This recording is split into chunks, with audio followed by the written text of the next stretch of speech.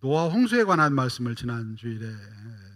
지지난 주일에 나눴습니다. 이 방주는 키도 없고 동력 장치도 없고 창문도 없고 그냥 하나님의 인도하심을 받아서 비가 40일 동안 내렸거든요. 40일 동안 내려서 모든 천지가 다 이렇게 물에 잠겼어요. 방향도 없이 삿대도 없이 돛대도 없이 삿대도 없이 푸른 하늘은 하수의 가사처럼 그냥 뭐 어딘가 가는 거예요. 어딘가 가다가 한 1년 정도 지나요. 그러니까 40일 동안 비가 왔지만 물이 마르는데 또 오랜 시간이 걸려서 1년 가까이 지나서 이제는 때가 됐나 보다 하고 비둘기를 내보내서 확인을 하고 이제 그 노아의 가족들이 드디어 방주 밖으로 나오게 됩니다. 방주 밖으로 나와요. 근데 여러분들 이 노아의 가족들이 방주 밖으로 나왔을 때 그들 앞에 펼쳐진 상황과 환경은 어땠을까요? 우리가 이제 노아의 가족들이 구원받은 것만 생각을 해요. 근데 노아 가족이 홍수가 끝나고 방주문을 열고 나왔을 때 그들 앞에 펼쳐진 삶의 현실은 어땠을까요? 도시가 다 무너졌습니다. 모든 게 다 사라졌어요. 그렇죠? 모든 게 다 사라졌어요. 그냥 살아남으면 되는 줄 알았는데 살아남은 삶의 현실은요 만만치 않은 거예요. 당장 의식주 문제가 걸릴 거고요. 당장 이 상황에서 우리가 뭘 어떻게 해야 될지, 어떤 방향을 정해야 될지 수많은 문제들이 도사리고 있는 거예요. 제가 예전에 한번 그 얘기를 했는지 모르겠어요. 제가 이제 수술을 받았잖아요. 간 이식을 받고 나서 회복을 하는데요. 회복을 하는 그 기간이 너무너무 힘들었어요. 수술을 하기 전보다 그게 훨씬 더 힘들었어요. 그래서 간혹 가다가 선망이라고 하죠. 이런 것도 보였어요. 두려운 겁니다. 뭐가 두려우냐? 앞으로 살아갈 삶이 두려운 거예요. 어떻게 살지? 더군다나 저는 먹을 게 많이 걸리잖아요. 먹을 게. 못 먹는 거, 대다수가 못 먹는 거였어요. 처음에는. 그럼 난 뭘 먹고 살지? 이거부터 시작했어요. 내가 다시 회복될 수 있을까? 지금 완전히 다 걷지도 못하는 상황인데 내가 다시 회복될 수 있을까 하는 그런 두려움들, 염려 이런 것들이 막 오면은 선망도 오고 그래요. 우리 삶의 현실에 마주치는 거죠. 삶의 현실에 마주치는데 이 노아 가족들이 방주를 나왔을 때 직면한 삶의 상황들이 이런 거예요. 이런 거. 우리는 그런 거 전혀 생각 안 하지만은 삶이 다 그런 거 아니에요, 여러분. 뭔가 회복되고 나서 나왔더니 그 상황이 더 힘든 거예요. 더 힘들고 어쩌면은 사람들 죽은 시체 냄새가 가득했을지도 몰라요. 그러면은 살아남은 자가 더 힘든 거예요. 슬프고 더 힘든 거예요. 이 슬픔의 땅, 사람들이 다 죽어나간 이 슬픔의 땅에서 내가 살아간다는 게 얼마나 힘들겠어요. 살아남은 게 죄처럼 느껴지기도 하고 살아남은 우리의 삶이 어떻게 될까라고 하는 그런 두려움이 가득 차고요. 이런 것들이 노아 가족들의 마음에 가득 채워지지 않았겠어요. 근데 제일 무서운 게 뭐였을까요? 제일 두려운 게 심판의 현실이잖아요. 심판. 지금 여러분 여기 심판이 임했잖아요. 그렇죠? 심판이 말인 줄 알았는데 심판이 임했어요. 여기에. 어떻게 임했어요? 홍수로. 심판이 그냥 말인 줄 알았어요. 우리가 다 지금 하나님이 우리를 때가 되면 심판하시고 양과 염소를 구별할 것이다 하는데 이거 전부 다 우리 머릿속에 있는 얘기지 이게 실제가 되리라고 아무도 생각을 안 하잖아요.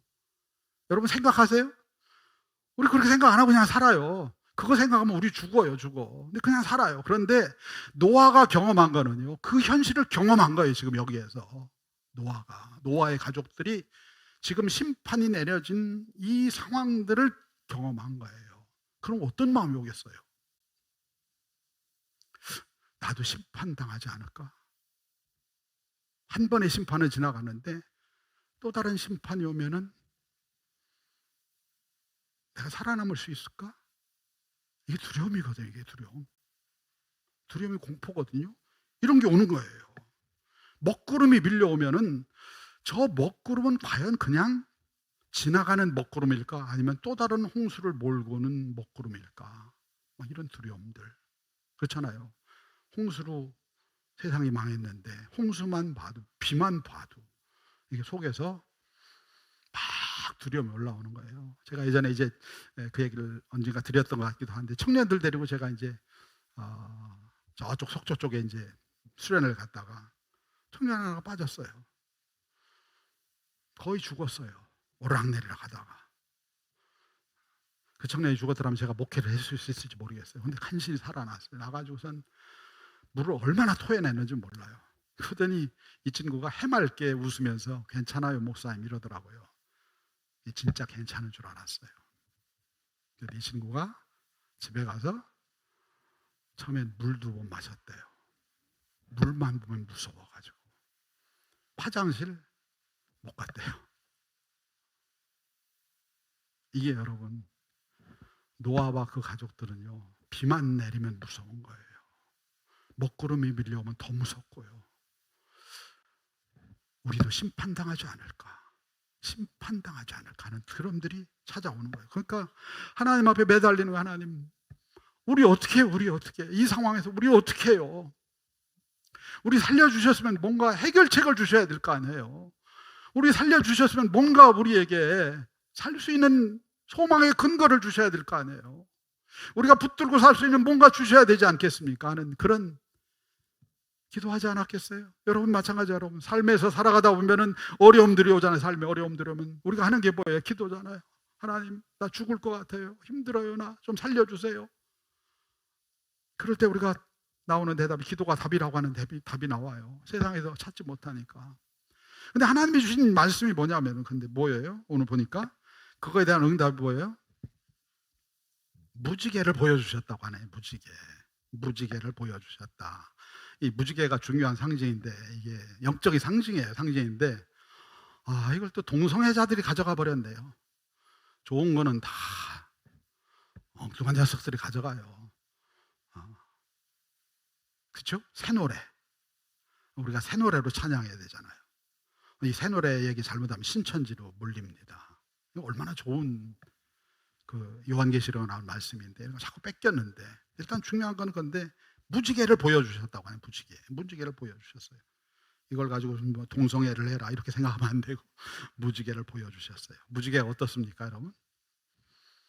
아름답죠. 얼마나 아름답습니까? 참 멋있잖아요. 근데 중요한 거는 이게 실속이 없다는 거예요. 무지개가 뭐예요, 여러분? 잡혀요? 손에 잡혀요? 손에 안 잡혀요. 이거 신기루 같은 거예요, 신기루. 손에 안 잡혀요, 이거. 잡을래도 잡을 수도 없어요. 이게 무지개가 무슨 잡히지 않은 소망 이런 걸 얘기할 때 무지개를 이야기하기도 해요. 저 잡히지도 않는 저 신기루 같은 무지개가 우리의 지금, 노아의 가족들의 지금의 두려움과 불안과 염려를 어떻게 잠재울 수 있느냐는 거예요. 그렇잖아요, 여러분. 지금 우린 두려워서 벌벌 떨고 있는데, 우린 지금 의식주의 문제가 걸려있고, 우리는 지금 뭔가 좀 우리를 안전하게 보호해 줄 수 있는 그런 장치가 필요하고 이런 게 필요한데, 무지개 하나 떡 보여주면서 이게 내가 너한테 주는 거야 라고 말씀하시면, 아니 이게 도대체 뭐라고, 이걸 가지고 뭘 하라고 하는 그런 어떤 마음이 드는 거 아니겠습니까? 당장 의식주, 물도 없고 이런 게 다 필요한데 무지개 하나 떡 보여주고선 이게 응답이다 라고 하면 얼마나 기가 막힌 얘기예요. 제가 이제 종종 이제 여러분들한테 그런 얘기를 하잖아요. 십자가를 붙잡으라고. 제가 그 얘기 많이 하죠? 해요, 안 해요? 십자가를 붙잡으라고. 그러면은 여러분들 마음에 어떤 마음이 생겨요? 목사님이 세상을 안 살아봐서 그러네. 십자가를 붙잡는 게 지금 중요한 게 아니고, 나 돈이 없어요, 돈이. 나 지금 마음이 불안해. 마음이 염려로 가득 차 있어. 아니 그거 붙잡는다고, 이거 붙잡는다고 뭔 일이 일어나. 그런 마음 생기죠, 솔직히. 그래요, 안 그래요? 그런 마음 생겨요, 우리가. 당연히 생겨요. 하나님께서 무지개를 보여주셔요. 아니 이걸 가지고 어디다 써먹으라고. 이거 아무짝에도 쓸면 이걸 왜 보여주고 이걸 가지고 뭘 하라는 얘기하는 그런 마음이 생기는 거예요. 답답하고 어이가 없는 거예요. 하나님 이렇게 센스가 없으신가? 하나님 이렇게 답답한 분인가? 지금 내가 필요한 게 그게 아니라니까. 그게 아니고 두려우니까 어쩌면 방주보다 더 큰 배를 하나 딱 만들어 주시든지, 아니면 도시를 하나 만들어 주시든지, 아니면은 우리가 안전하게 살 수 있는 뭔가를 만들어 준, 그걸 주셔야지, 그걸 주셔야지라고 하는 거예요. 근데 노아는 그 무지개를 바라보고 무지개를 붙잡고 나가는 거예요. 믿음은 뭐다? 믿음은 무지개를 붙잡고 나가는 겁니다. 한번 따라 합시다. 믿음은 무지개를 붙잡고 나가는 것이다. 무지개를 왜 붙잡아야 돼요? 무지개를 왜 붙잡아야죠? 오늘 하나님께서 뭐라고 말씀하셨어요? 이 무지개가 그냥 하늘에 떠 있는 무지개가 아니야. 무지개가 뭐라고 했어요? 언약의 증거라고 말씀하셨어요. 언약의 증거다. 언약의 증거로서 무지개를 보여주시는 거예요. 그 언약의 증거가 뭐 그냥 간단하게 표현하면 이걸 수도 있어요. 이걸 수도. 때로는 언약의 증거가. 근데 분명한 것은 하나님께서 이 무지개를 말씀하시면 이게 언약의 증거라는 거예요. 그럼 언약이 뭐예요? 언약이. 오늘 말씀의 언약이 뭐예요? 내가 너희를 더 이상 심판하지 않는다고 하는 거예요. 아멘. 심판하지 않는다고 하는 거예요. 더 이상 너희를 심판하지 않아. 그 얘기는 바꿔 말하면 뭐예요? 내가 너희와 함께 할 거야. 두려워 떨고 있는 그들에게 말씀하시는 거예요. 내가 너희와 함께 할 거야. 내가 너희를 붙들어 줄 거야. 내가 너희를 반드시 지켜줄 거야. 라고 하는 말씀이에요.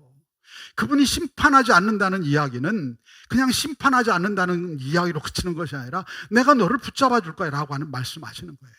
내가 너를 붙잡아 주고 내가 너를 지켜줄 거야 말씀하시는 거예요.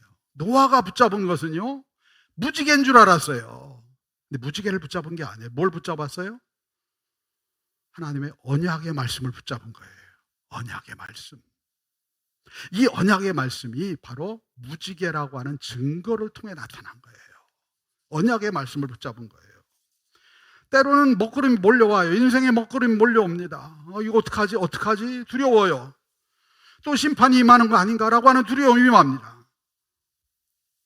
왜냐하면 홍수로 말미암은 상처가 너무 크기 때문에 그래요. 그래요. 우리가 인생을 살면서요, 받은 바 상처와 두려움과 이런 것들을 우리는 가득해요. 우리 삶에 거절당하고 힘들었고 했던 그런 삶의 상처들이 많아요. 그래서 오면 반응을 해요. 그거예요. 우리가 자연적으로 반응을 하게 되어 있습니다.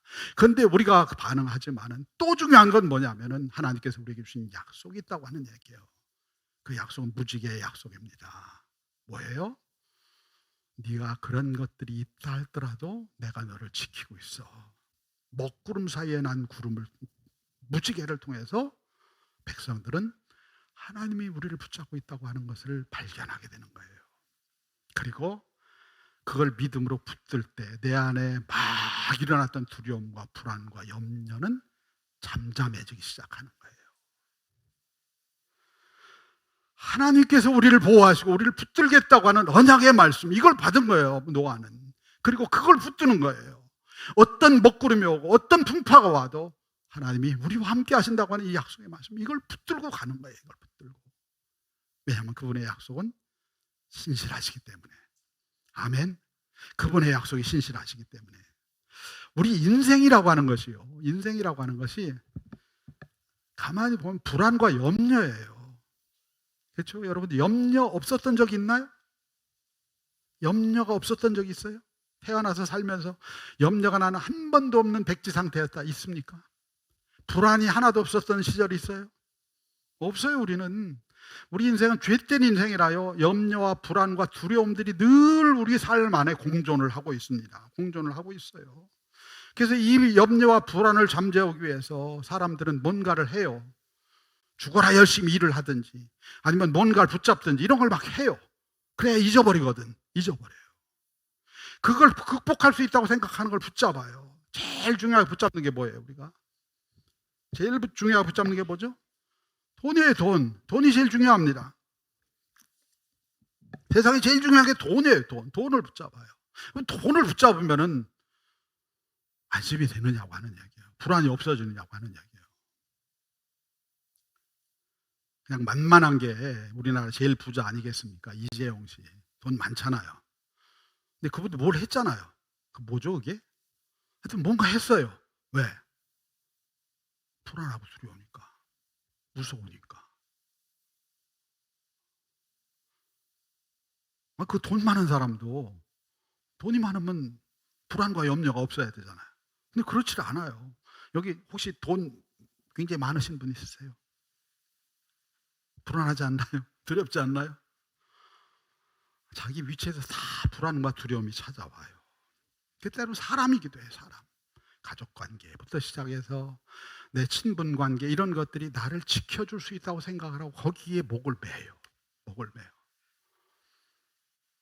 다 지나가는 겁니다, 여러분.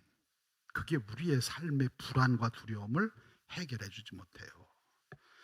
그래서 이 불안과 두려움을 떨쳐내기 위해서 사람들이 하는 게 뭐냐면 제일 보편적으로 하는 게 술을 마셔요. 술을.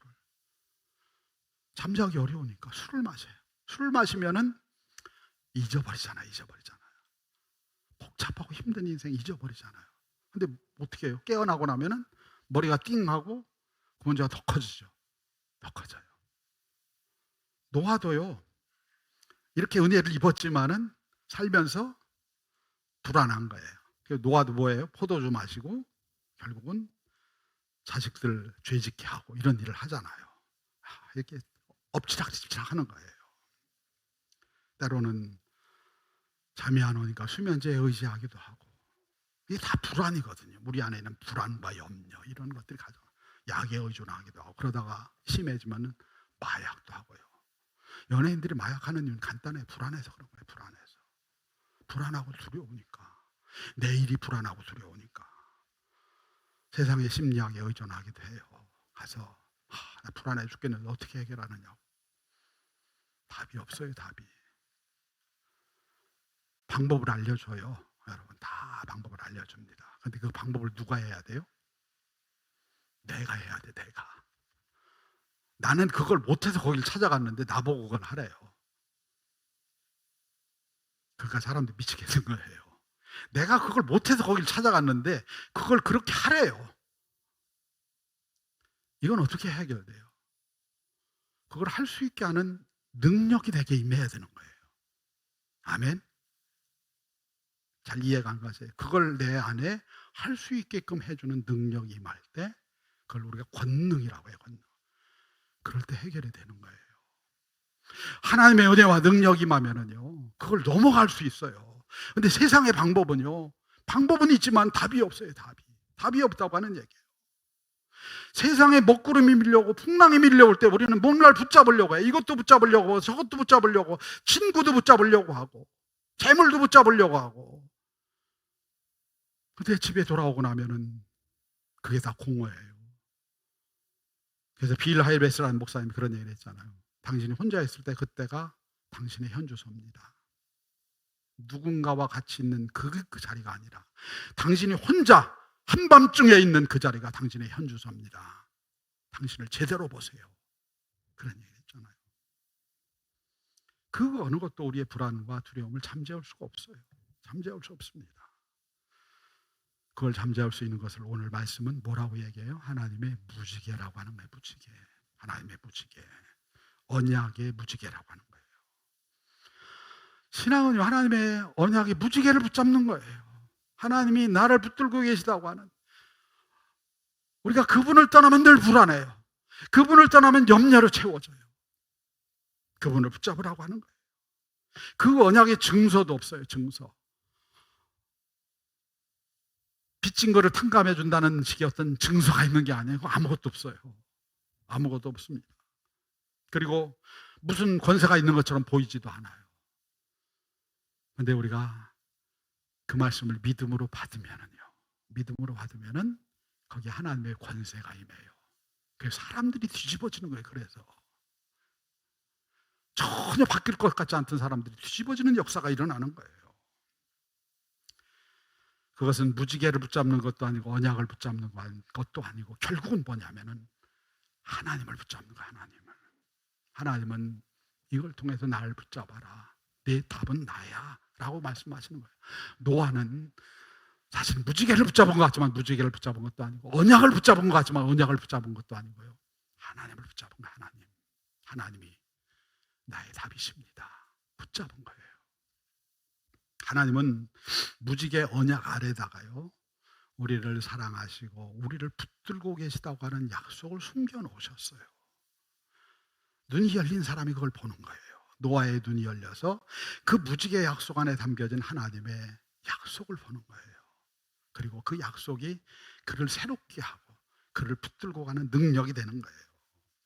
그걸 믿는 사람들은요, 그 안에 숨겨진 하나님의 사랑과 은혜가 그냥 단어가 아니에요. 개념이 아니라 오늘 내게 부어지는 능력이라는 걸 경험하게 되는 거예요.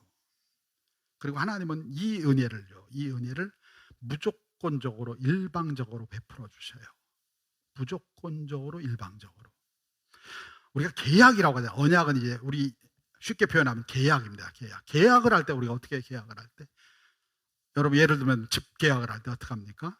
서로 두 사람 사이에 계약을 할 때 가격을 조건을 정하잖아요. 이렇게 가격 정하고, 예를 들면 내가 아파트를 5억에 판다 하면 저쪽에서 나는 4억 5천에 사겠습니다 하면 서로 조율을 하면서 해서 결국은 도장을 찍잖아요. 서로 조율이 되잖아요. 계약 관계. 근데 오늘 말씀에 보면은요, 이게 계약은 계약인데 어떤 계약이냐면은 일방적인 계약이에요.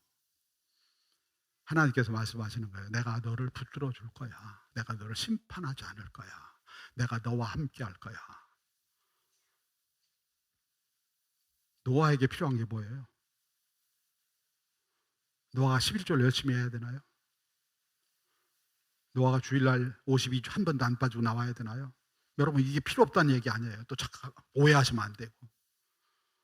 노아가 율법을 잘 지켜야 되나요? 아니에요. 노아는 아무것도 할 게 없어요. 뭘 해야 돼요? 그분이 나를 위해 약속하신 그 약속을 믿고 붙잡는 거예요. 우리에게 수많은 조건을 걸었다면요, 우리가 심판당할 거예요. 우리가 진멸당할 거예요. 근데 그분이 아무 조건도 걸지 않으셨어요. 노아에게 아무 조건도 걸지 않았어요. 그냥 내가 너를 붙들고 있다는 거 이거 하나 믿어. 내가 너와 함께하고 있다고 하는 거 이거 하나 믿어. 이거 믿으면은 믿게 될 거야 라고 말씀하시는 거예요. 묻지도 따지지도 않아요. 그냥 우리 여러분 그런 광고 있잖아요. 묻지도 따지지도 않고 그냥 나만 믿으라니까, 나를 신뢰하라니까, 내가 너를 붙들고 있다니까, 그 말씀 하시는 거예요. 그리고 이 무지개 언약은요, 그림자의 그림자면은 실체가 있어야 되겠죠? 실체는 뭐겠어요? 실체는 십자가입니다. 십자가예요. 십자가는 하나님께서 자기 아들을 통해서 우리를 얼마나 사랑하시는지 그 증거를 보여주시는 거예요. 성경을 볼까요? 마태복음 26장 27절에 28절입니다. 마태복음 26장 27절에 28절입니다.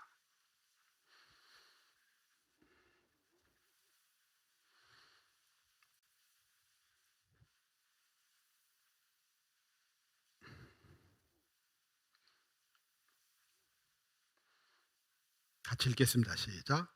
또 잔을 가지사 감사기도를 하시고 그들에게 주시며 이르시되 너희가 다 이것을 마시라. 이것은 죄 사함을 얻게 하려고 많은 사람을 위하여 흘리는 바 나의 피 곧 언약의 피니라. 언약의 피니라. 이 언약이란 말씀이 나와요.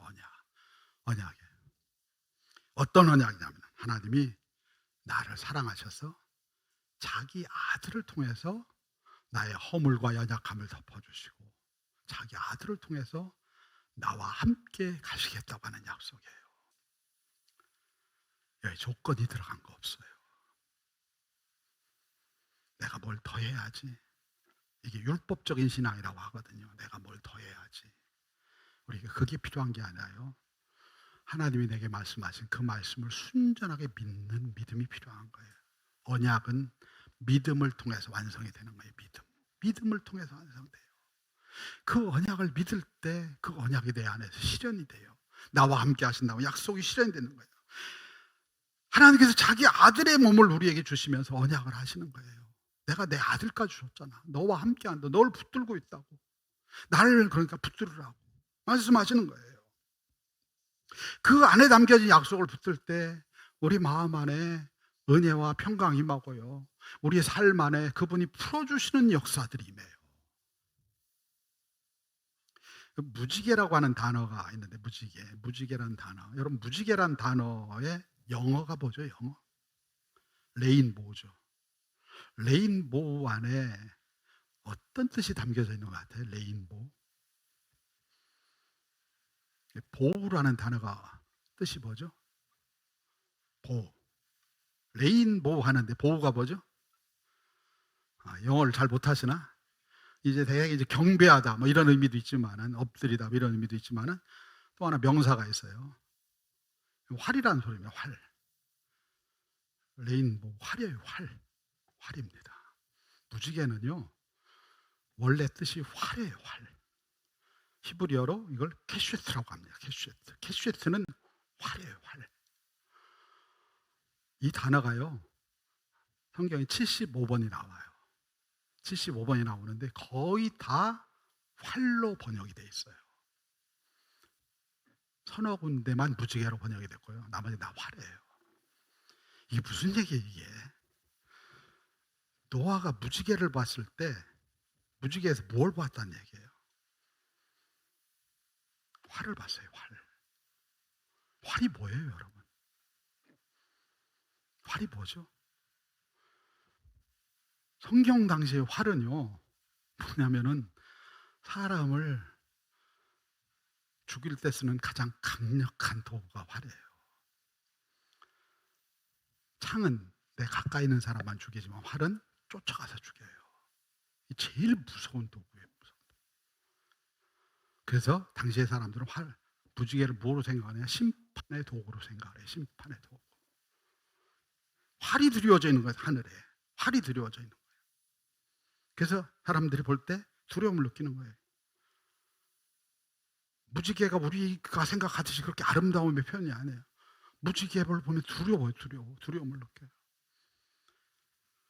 노아도 처음에 무지개를 봤을 때 우리를 또다시 심판하신다는 이야기인가?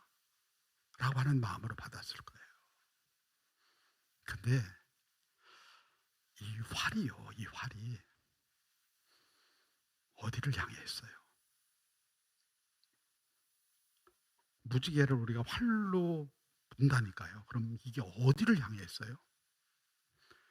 하늘을 향해 있어요. 하늘을. 이게 복음입니다. 그게 우리를 향해 있는 게 아니에요. 하늘을 향해 있다고 하는 얘기예요. 하늘 누구를 향해? 하나님께서 우리의 죄악과 우리의 심판당해야 될 문제를 스스로 자기 자신에게 맞추는 거예요. 이걸 하나님의 자기 희생이라고 해요. 하나님의 자기. 하나님께서 우리가 담당해야 될 우리의 문제를 자기 자신이 짊어지시는 거예요. 그걸 우리는 신약에서 그림자가 본체로 나타나잖아요. 그게 뭐예요? 아까 제가 말씀드렸잖아요. 그게 십자가예요. 십자가는 뭐예요? 십자가 여러분들 의미하는 바가 뭡니까? 십자가는요, 사형틀이에요. 사형틀. 우리는 이 십자가를 아름답게 보지만은요, 실제 그 당시 사람들은 이게 두려움의 대상이에요. 두려움의 대상. 여기 달리면 다 죽어요. 가장 무서운 죄인만 여기 달려 죽어요. 여기 달려 죽어. 그러니까 내가 이 십자가에 달려 죽어야 될 존재라고 하는 것을 사람들이 다 느끼는 거예요. 나 죽어야 돼. 저 십자가에서 죽어야 돼. 그런데 그 자리에 누가 죽었어요? 주님이 나를 위해 죽으셨어요. 주님이 나를 위해 죽으셨어요. 이사야서 53장 6절 볼까요? 이사야 53장 6절.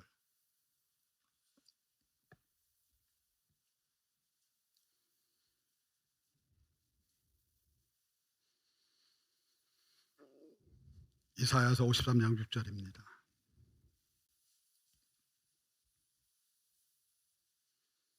같이 읽겠습니다. 시작. 우리는 다 양 같아서 그릇 행하여 각기 제 길로 갔거늘 하나님께서는 우리 모두의 죄악을 그에게 담당시키셨도다. 여기 제일 중요한 단어는 담당시켰다고 하는, 내가 짊어져야 할 나의 허물과 내 문제를 그분이 자기 아들을 통해서 짊어지게 하셨어요. 이게 복음이에요. 복음. 이게 복음이고요, 하나님이 우리와 함께 하신다고는 약속입니다.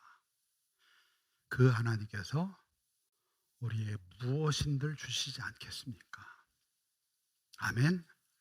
우리에게 무엇인들 주시지 않겠습니까? 우리의 허물을 자기 아들을 통해 담당하셨어요. 우리가 짊어져야 될 심판의 멍에를, 노아가 짊어져야 될 심판의 멍에를 내가 대신 짊어져 주마. 그 심판이 두려움이에요. 여러분, 우리가 인생 살면서 제일 두려운 게 뭐예요? 죽음에 대한 두려움이에요. 죽음에 대한 두려움. 죽음이 왜 두려워요? 왜 두려워? 내가 심판당할 것 같은 두려움이잖아요. 이게 현실로 안 오면 사람들이요 다 괜찮은 줄 알아요. 근데 죽음이 코앞에 오면은요 사람들이 다 나 어떡하지? 나 어떡하지? 나 어떡하지? 내 살아온 인생 이런데 어떡하지? 그 두려움이 폭포수처럼 임해요. 근데 우리는 그게 두려움이 아니에요. 왜냐하면 주님께서 내 허물을 담당해 주셨어요. 날 붙들고 계세요.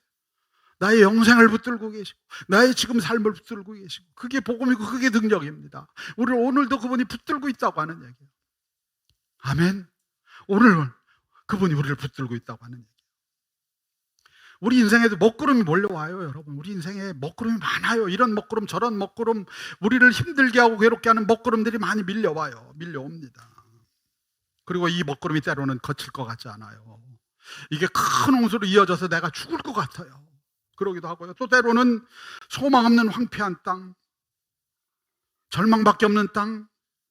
우리가 살고 있는 이 땅이 그런 땅 아니에요? 우리 사회의 문제는 언제 해결될지 모르고 사회는 더 악화되는 것 같고 이 나라의 경제는 어디로 갈지 모르고 맨 우리의 삶에 우리를 두렵게 하고 불안하게 하고 하는 것들이 가득 채워져 있어요. 그것만 있는 게 아니에요. 내가 만나서 관계하는 사람들 안에서 때는 절망을 보고요. 이런 것들이 우리를 힘들게 하는 거예요. 다 힘들게 하는 거예요. 사실은 지옥은 딴 데 있는 게 아니에요. 우리가 살고 있는 곳에 곳곳에 지옥이 있어요. 내 마음 안에도 있고 곳곳에 있어요. 곳곳에. 근데 하나님께서 그 먹구름 사이에서 우리에게 무지개를 준비하셨어요. 믿음으로 그걸 보고 붙잡는 게 신앙입니다. 오늘도 이 공간이 그냥 공간이 아니에요. 우리 찬양 있잖아. 한없는 주님의 은혜 온 세상 위에 넘칩니다. 한없는 주님의 은혜 온 세상 위에 넘칩니다. 오늘 하나님의 은혜가 여기 있어요. 아멘. 하나님의 은혜가 여기 있어요. 이걸 붙잡지 못하면은요 목사가 위로해주는 얘기가 무슨 의미가 있어요? 누군가 옆에서 여러분들 그래 괜찮아 이게 무슨 의미가 있어요? 누구의 위로와 누구의 권능이 필요해요? 하나님의 은혜와 권능이 필요해요. 이것만이 우리 안에 있는 두려움과 염려를 잠재울 수가 있습니다. 그분의 약속의 말씀. 지난번에 다들 기억을 잘 못하시더라고. 그때 한 거로 알고 있는데 우리 부흥강사님이 가나의 혼인잔치 얘기를 하시면서 가나의 혼인잔치를 설명하는 게 아니라 당신이 느끼는 감상을 적어 써라 라고 얘기를 했다고 하잖아요. 기억나세요? 붕괴 때 얘기 안 했나요?